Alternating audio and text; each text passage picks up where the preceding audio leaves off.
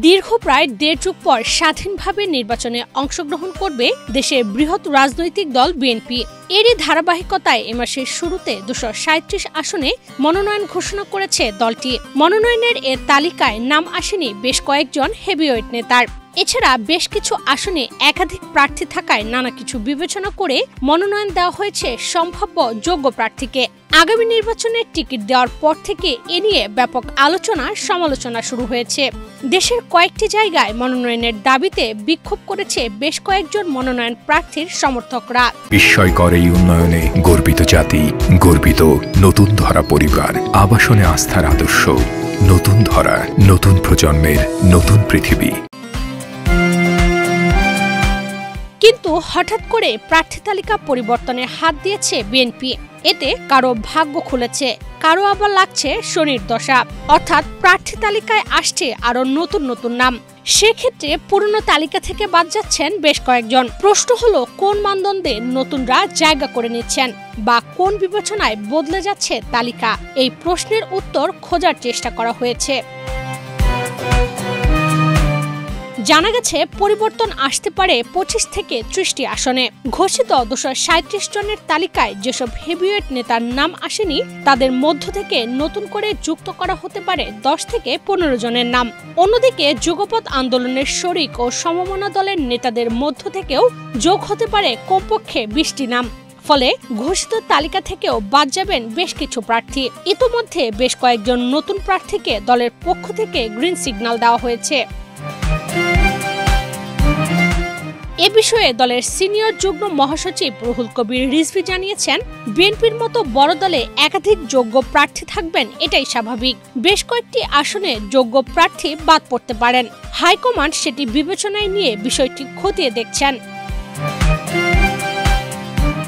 বিএনপির প্রার্থী তালিকা প্রকাশের পর অনেক আসনে মনোনয়ন নিয়ে নেতাকর্মীদের মধ্যে বিভ্রান্তি সৃষ্টি হয়। কিন্তু সাংগঠনিক শাস্তির ভয়ে মনোনয়ন বঞ্চিত নেতারা প্রকাশ্যে কঠোর কোনো প্রতিক্রিয়া না দেখালেও ভেতরে ভেতরে বঞ্চনার দুঃখ বেদনা এবং ক্ষোভ বিক্ষোভে ফুঁসছেন।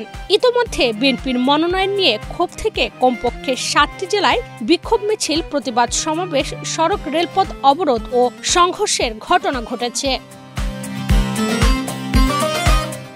এদিকে তালিকা ঘোষণার পর থেকেই সম্ভাব্য প্রার্থীদের মাঠের কর্মকাণ্ড ঘনিষ্ঠভাবে পর্যবেক্ষণ করছে বিএনপি। বিশেষ করে মনোনয়ন বঞ্চিত ও ত্যাগী নেতাকর্মীদের সঙ্গে ঘোষিত প্রার্থীদের আচরণের বিষয়কে সর্বাধিক গুরুত্ব দিচ্ছে। একই সঙ্গে তৃণমূলে ঐক্য গঠনের উদ্যোগে কেউ প্রতিবন্ধকতা সৃষ্টি করলে তাদের বিরুদ্ধে কঠোর ব্যবস্থা নেওয়ারও সিদ্ধান্ত হয়েছে।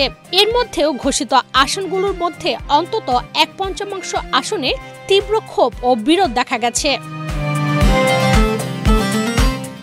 এরই প্রেক্ষিতে রিভিউ হতে যাচ্ছে ত্রয়োদশ জাতীয় সংসদ নির্বাচনের জন্য বিএনপি ঘোষিত মনোনয়ন তালিকা। এছাড়া ৩রা নভেম্বর মনোনয়ন ঘোষণার সময় দলের মহাসচিব মির্জা ফখরুল ইসলাম আলমগীর জানিয়েছিলেন, এটি একটি সম্ভাব্য প্রার্থী তালিকা, চূড়ান্ত কোনো তালিকা নয়। এ তালিকার যে কোনো নাম কিংবা আসন যে কোনো সময় পরিবর্তন হতে পারে। দলের নীতি নির্ধারণী একাধিক সূত্রে এসব তথ্য জানা গেছে।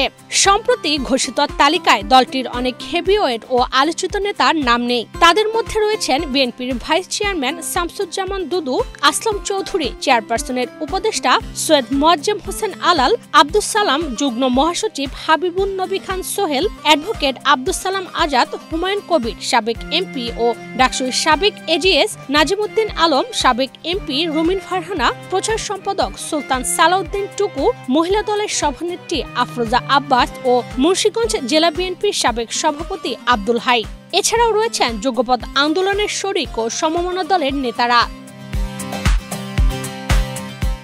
সব মিলে দলটির শীর্ষ নেতৃত্ব ওই মনোনয়ন তালিকায় অন্তত ২৫ থেকে ৩০টি আসনে পরিবর্তন বা সংশোধন আনতে যাচ্ছেন বলে একাধিক সূত্রে জানা গেছে। এবার দেখার বিষয় কোন কোন আসনে প্রার্থী তালিকা রিভিউ হয় এবং সেটা কবে নাগাদ।